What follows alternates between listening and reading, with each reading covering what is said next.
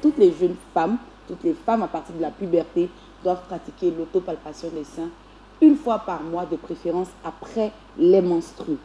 Donc, lorsque vous faites l'autopalpation des seins, qu'est-ce qu'on recherche? On se met d'accord. On recherche une modification au niveau du sein. Donc, on va regarder le téton, est-ce qu'il est normal?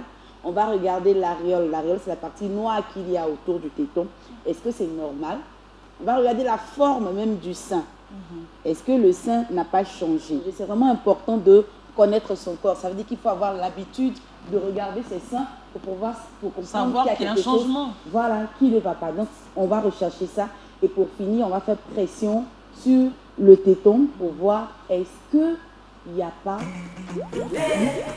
qui sort des seins. Donc, pour faire l'autopalpation des seins, c'est très simple. Voilà. Après les règles, sous la douche, après la douche, vous mettez toute nue devant le miroir parce qu'il faut avoir les seins, la poitrine dégagée, voilà, la poitrine dégagée. Donc le sein est là, donc on est d'accord. Je vous montre ça, on va diviser le sein en 5 parties.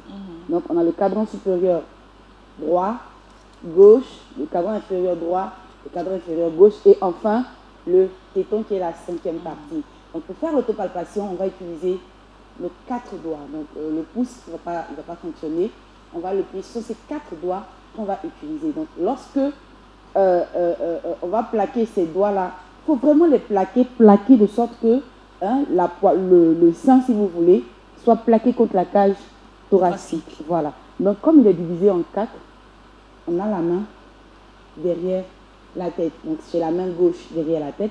Donc, c'est le sein gauche que je vais examiner avec la main droite. Donc, la première partie, le cadran inférieur gauche qui est là, je vais plaquer mes 4 doigts, voilà, contre la poitrine et puis à la recherche d'une boule. Dans le sein, on est d'accord qu'il y a une boule. Donc, la boule qu'on recherche là, c'est une boule qui n'est pas là, qui n'est pas normale, qui n'est pas là d'habitude. Elle est grosse, elle peut être dure. Donc, je vais plaquer, voilà, le premier cadran, tout doucement. Faites de petits mouvements circulaires. Après, j'arrive au deuxième cadran. Fais pareil. Troisième cadran. Dernier le 4e cadran, toujours les mêmes mouvements circulaires à la recherche de boules.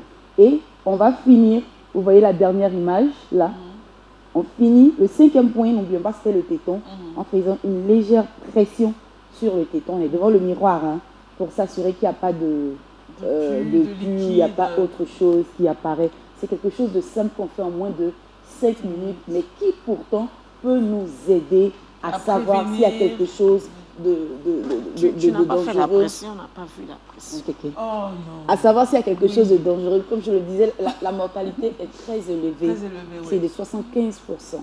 Parce que c'est découvert en phase terminale. Il ne faut pas seulement attendre octobre, mes amis, pour afficher sur son profil Facebook un ruban rose ou bien faire des photos, dire que non. Soi-même, chaque mois après les règles, il faut le faire, c'est important. C'est important de le faire. Merci beaucoup, Michel. L'information était capitale et c'est tellement important que... Et ça a été bien expliqué. Il faut diviser tout. Et pour revoir l'émission, vous le savez, il faut simplement aller sur YouTube, vous tapez et vous allez revoir donc l'explication de Michel. Merci, Michel.